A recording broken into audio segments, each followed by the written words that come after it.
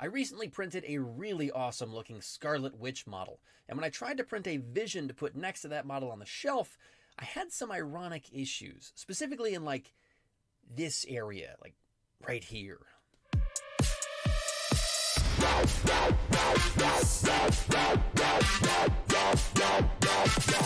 Let's look at this Wanda Maximoff model by Yuka Sapanen over on My Mini Factory.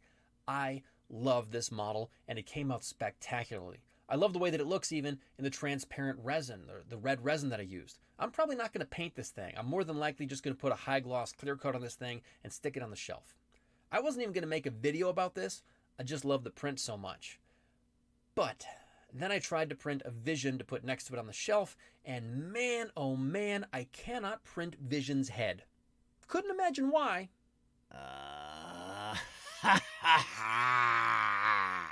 The first model that I attempted was a comics accurate version of the Vision, and that means he's got that giant dope collar, and he's in a pose that is super melodramatic, almost Shakespearean.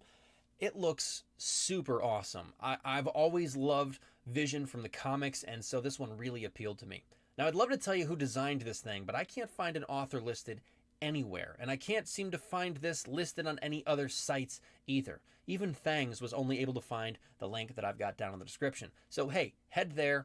It's awesome. Wish I could tell you who made it. That said, when I printed it, it had a couple of failures, but the most prominent was, well, right here.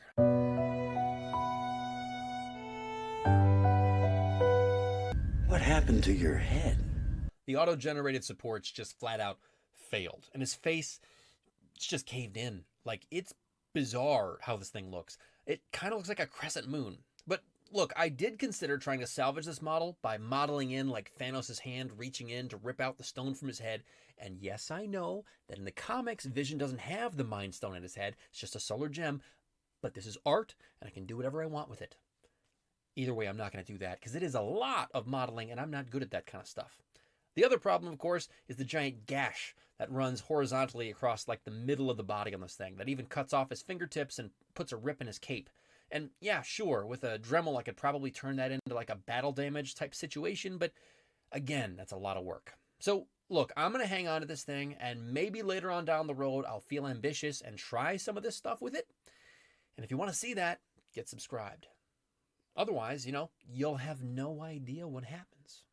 I mean, I've always subscribed. Given how much resin I wasted on this and how little faith I have in those auto supports, I decided to instead try a different model, and I chose this MCU Vision by Unreality over on Thingiverse.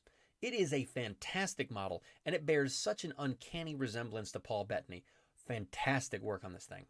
Now, when printed, I seem to have a kind of familiar failure. That's it? Where's the rest of them?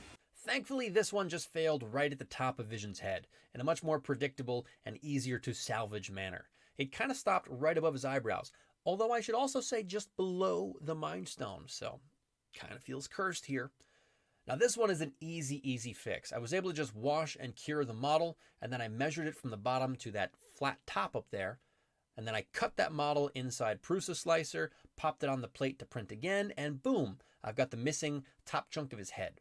From there, I was able to attach it to the body using the same resin that I used to print it and a little UV flashlight in order to kind of cure everything in place.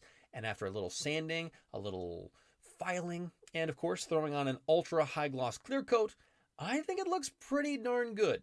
Now, you can still tell that the top of his head was kind of chopped off there, but I'm thinking if I paint this thing, it should look just fine. Now, as for this video, I'm done. I thank you for following me along this little journey into some resin 3D printing failures, and I hope you'll subscribe so you can see the next thing I do. Subscribing, by the way, also automatically turns you into my favorite viewer of all time. So, just food for thought, huh? Anyways, bye. Food for thought. Drink for Ken. Let's lick a took.